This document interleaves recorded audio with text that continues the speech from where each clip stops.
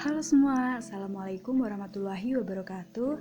Sebelumnya, izinkan saya memperkenalkan diri. Saya Anggi Eka dari Prodi S1 Akuntansi 2020 Universitas Negeri Surabaya. Di sini, saya akan menjelaskan tentang salah satu materi dari mata kuliah Sistem Informasi Manajemen. Materinya sendiri yaitu tren platform perangkat keras terkini. Tetapi di sini saya akan fokus membahas tentang cloud computing. Oke, mari kita bahas. Teman-teman, kalian tahu nggak sih apa itu cloud computing? Cloud computing atau komputasi awan merupakan gabungan dari pemanfaatan teknologi komputer dan pengembangan berbasis internet. Sistem cloud computing memungkinkan penggunanya untuk menyimpan dan mengolah data secara virtual.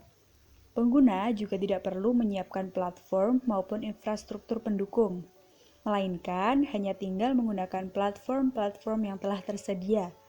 Platform ini ada yang gratis maupun yang berbayar di teman-teman. Biasanya yang versi berbayar ini fitur-fitur yang didapatkan lebih banyak dan lebih lengkap. Berikutnya, kita akan membahas tentang manfaat dari cloud computing. Dari penjelasan tentang cloud computing sebelumnya, ada 5 manfaat yang bisa kita ambil dari cloud computing, yaitu yang pertama adalah skalabilitas. Skalabilitas di sini yaitu dengan cloud computing kita bisa menambah kapasitas penyimpanan data kita tanpa harus membeli peralatan tambahan. Misalnya nih, dengan membeli hard disk, kita itu tidak perlu membeli hard disk karena kita cukup menambah kapasitas yang disediakan oleh penyedia layanan cloud computing. Yang kedua adalah aksesibilitas, yaitu kita bisa mengakses data kapanpun dan dimanapun kita berada, asalkan kita terhubung dengan koneksi internet, sehingga memudahkan kita mengakses data di saat yang penting. Yang berikutnya adalah keamanan. Keamanan di sini yaitu data kita bisa terjamin keamanannya oleh penyedia layanan cloud computing, sehingga bagi perusahaan yang berbasis IT, data bisa disimpan secara aman di penyedia cloud computing. Hal itu juga bisa mengurangi biaya yang diperlukan untuk mengamankan data perusahaan. Yang berikutnya adalah kreasi. Kreasi di sini yaitu para user bisa melakukan atau mengembangkan kreasi atau proyek mereka tanpa harus mengirimkan proyek mereka secara langsung ke perusahaan. User bisa mengirimkannya lewat penyedia layanan cloud computing. Nah, yang terakhir adalah kecemasan. Ada yang bingung nggak sih kenapa kecemasan? Kecemasan di sini dapat diartikan apabila ketika terjadi bencana alam, data milik kita tersimpan aman di cloud meskipun hard disk atau gadget kita sedang rusak. Next adalah jenis-jenis layanan computing. Yang pertama ada Infrastructure as a Service. Ini merupakan layanan komputasi awan yang menyediakan infrastruktur IT berupa CPU, RAM, storage, bandwidth, dan konfigurasi lainnya. Semua komponen tersebut digunakan untuk membangun komputer virtual. Komputer virtual dapat diinstal sistem operasi dan aplikasi sesuai dengan kebutuhan. Jika dianalogikan, perumpamaan layanan ini mirip dengan penyedia layanan data center yang menyewakan rak server atau colocation. Akan tetapi, IaaS lebih berfokus ke level mikronya. Keuntungan layanan ini adalah tidak perlu membeli komputer fisik, sehingga lebih menghemat biaya. Konfigurasi komputer virtual juga bisa diubah sesuai dengan kebutuhan. Misalkan nih, saat storage hampir penuh, storage bisa ditambah dengan segera. Perusahaan yang menyediakan IaaS adalah Amazon EC2, Telkom Cloud, dan Biznet Cloud. Yang kedua adalah Platform as a Service. Platform as a Service adalah layanan yang menyediakan computing platform. Biasanya sudah terdapat sistem operasi, database, web server, dan framework aplikasi agar dapat menjalankan aplikasi yang telah dibuat. Perusahaan yang menyediakan layanan tersebutlah yang bertanggung jawab dalam pemeliharaan computing platform ini. Keuntungan dari layanan PaaS ini bagi pengembang adalah mereka bisa fokus pada aplikasi yang mereka buat tanpa memikirkan tentang pemeliharaan dari computing platform. Contoh dari penyedia layanan PaaS adalah Amazon Web Service dan Windows Azure. Yang terakhir adalah Software as a Service. Ini merupakan layanan komputasi awan, di mana kita bisa langsung menggunakan aplikasi yang telah disediakan. Penyedia layanan mengelola infrastruktur dan platform yang menjalankan aplikasi tersebut.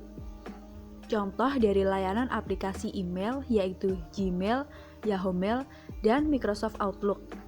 Sedangkan contoh dari aplikasi media sosial adalah Twitter, Facebook, dan Google. Keuntungan dari layanan ini adalah pengguna tidak perlu membeli lisensi untuk mengakses aplikasi tersebut. Pengguna hanya membutuhkan perangkat klien komputasi awan yang terhubung dengan internet. Ada juga aplikasi yang mengharuskan pengguna untuk berlangganan agar bisa mengakses aplikasi tersebut, yaitu contohnya adalah Microsoft Office dan Adobe Creative Cloud. Selanjutnya, mari kita bahas tentang macam-macam model layanan cloud. Cloud computing pada umumnya memiliki 3 model. Model layanan cloud ini ditujukan untuk penggunaan dengan kepentingan dan skala yang berbeda-beda. 3 jenis layanan cloud tersebut adalah yang pertama ada public cloud. Public cloud merupakan teknologi cloud yang memungkinkan layanannya bisa diakses oleh siapa saja. Penggunaannya pun juga terbuka bagi siapa saja. Layanan public cloud ada versi yang gratis atau free for use dan ada pula yang berbayar. Tentunya layanan cloud dengan beberapa platform yang gratis memiliki fitur dan layanan yang terbatas. Sedangkan versi berbayar biasanya fiturnya lebih banyak dan lebih lengkap. Beberapa contoh layanan public cloud yang gratis adalah platform dari Google yang meliputi Google Drive, Gmail, dan lain sebagainya. Kemudian masih ada layanan media sosial seperti Facebook dan Instagram, di mana penggunanya hanya tinggal menggunakan platform yang telah tersedia tersebut. Sedangkan untuk pilihan public cloud yang berbayar, ada beberapa provider yang trusted. Public cloud memiliki keuntungan tambahan, di mana kita tidak perlu mengeluarkan budget lebih untuk maintenance infrastruktur dan platform atau aplikasi yang kita gunakan. Namun ada satu kelemahan public cloud yaitu mengenai keamanan data, sehingga kita perlu selektif memilih provider public cloud yang terpercaya demi keamanan data kita, seperti WowRec Indonesia yang berkomitmen menjaga data customer yang telah memiliki sertifikasi ISO 24001. Yang kedua ada private cloud. Sesuai dengan namanya, private cloud mengedepankan tentang privasi atau kerahasiaan para penggunanya. Private cloud biasanya digunakan untuk keperluan internal organisasi maupun perusahaan. Saat ini telah banyak perusahaan-perusahaan yang memiliki divisi atau departemen IT maupun support sebagai penyedia layanan platform, infrastruktur, dan aplikasi bagi perusahaannya. Sedangkan divisi-divisi lain akan bertindak sebagai pengguna layanannya. Keuntungan menggunakan private cloud adalah keamanan yang sangat terjaga, karena semua hal mulai dari infrastruktur hingga maintain software dan platform yang digunakan, semua dikelola oleh badan atau institusi itu sendiri, bukan dari pihak luar perusahaan. Namun, tantangannya adalah kesiapan waktu dan sumber daya untuk merawat, mengatur, dan menjaga infrastruktur tersebut agar tetap berjalan dengan normal dan lancar. Yang terakhir ada hybrid cloud. Hybrid cloud adalah layanan yang merupakan gabungan dari public cloud dan private cloud. Biasanya hanya institusi atau perusahaan-perusahaan tertentu yang mengaplikasikan layanan hybrid cloud ini. Hal ini biasanya berkaitan dengan hukum dan kerahasiaan data-data klien yang dimiliki oleh sebuah perusahaan, sehingga harus tetap memiliki private cloud sebagai media penyimpanan perusahaan secara rahasia. Berikutnya, kita akan membahas tentang implementasi komputasi awan. Ada 3 poin utama yang diperlukan dalam implementasi cloud computing, yaitu yang pertama, komputer front-end. Biasanya merupakan komputer desktop biasa. Yang kedua ada komputer back-end. Komputer back-end dalam skala besar biasanya berupa server komputer yang dilengkapi dengan data center dalam rak-rak besar. Pada umumnya, komputer back-end harus mempunyai kinerja yang tinggi, karena harus melayani mungkin hingga ribuan permintaan data. Yang terakhir ada penghubung antara keduanya. Penghubung antara keduanya bisa berupa jaringan LAN atau internet. Sebagai penutup, saya akan memberikan contoh implementasi cloud computing dalam pemerintahan atau e-government. Cloud computing dalam pemerintahan atau e-government dapat mendongkrak kinerja khususnya dalam bidang pemerintahan. E-government dapat membantu para staf di bidang pemerintahan untuk memberikan pelayanan yang lebih baik kepada masyarakat. Pemerintah dalam negara Indonesia telah menggunakan cloud computing. Contohnya yang pertama yaitu sebagai penyediaan sumber informasi.